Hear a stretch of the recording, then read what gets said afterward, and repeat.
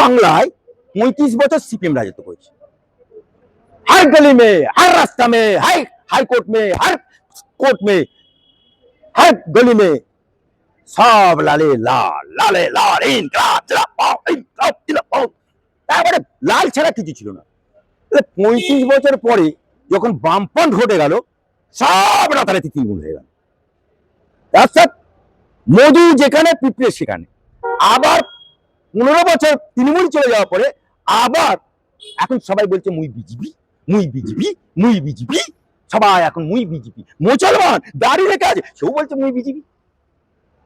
হাফেজ সাহেব, কারি সাহেব, মুজি সাহেব বলছে মুইও বিজেপি। মুসলমান মেয়েরা অন্নপূর্ণা ভান্ডার নিতে যাচ্ছে, বলে মুই বিজেপি। এইরকম ঘটনা ঘটে, হর জায়গাতে শাসক দলে থাকে।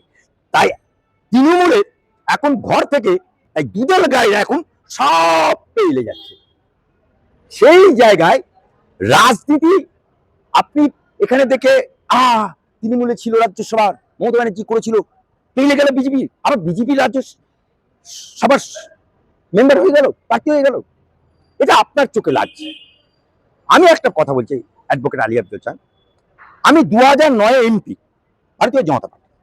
তারপরে মুসলমান হোক যারা আরএসএস কে বলে এই দেখো হিন্দুদের সংগঠন, ওই দেখো মুসলমান বিরুদ্ধে, আমি সেই আরএসএস তার নাগপুরে মোহন ভাগবতীর সাথে ট্রেনিং নিয়ে আজকে আমি যদি আরএসএস মুসলমান বিরোধী হতো তাহলে আরএসএস এ আমাকে রাখতো না, আমাকে ট্রেনিং দিত না। आरएसएस যদি मुसलमान विरोधी हो तो हाँ आरएसएस मुसलमान विरोधी कौन जाएगा। आरएसएस बोलता है जो गुंडागर्दी करेगा उसको खिलाफ, घुसपैठी हो उसका खिलाफ, दर्शक अगर होगा कोई मुसलमान उसका खिलाफ, चोरी करेगा उसका खिलाफ, दगाबाजी करेगा उसका खिलाफ। आरएसएस बोलता है एक हाथ में कुरान एक हाथ में लैपटॉप। ये कौन बोला है? मोदी बोला है। मोहन भगत जी क्या बोला है? हमको सामने रख कर भोपाल में एक मीटिंग में हर मीडिया में छड़ दिया था। क्या बोला मोहन भगत? क्या बोला था? जो भारतीय मुसलमान कोई किराएदार नहीं है, ये यहाँ का मूल बासिंदा।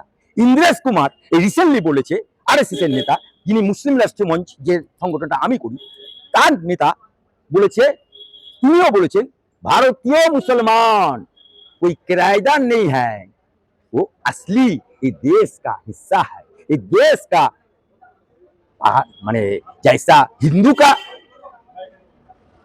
भारत का प्यार है ऐसा ही मुसलमान भारतीयों को जो होता है, जो देश को प्यारा होता है वो हमारा है, ये बोला। तो आज के राजनीति করতে গেলে আপনি যদি অঞ্চলে যান, অঞ্চলে দেখবে 4 তারিখের পর সেই লোকটাই আবার বিজেপির ব্লক প্রেসিডেন্টের সাথে এক টেবিলে খাচ্ছে। এটা হয়।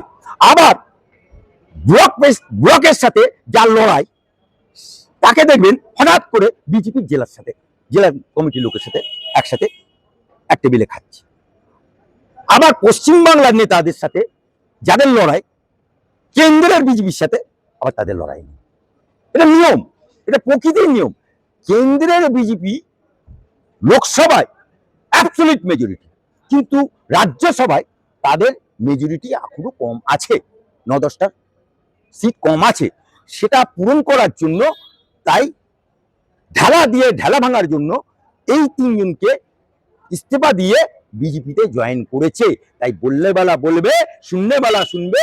केंद्रीय सरकार कानून के लिए एवं केंद्रीय सरकार 20 साल रहने के लिए जो करा है हम लोग उसको मान लेता है।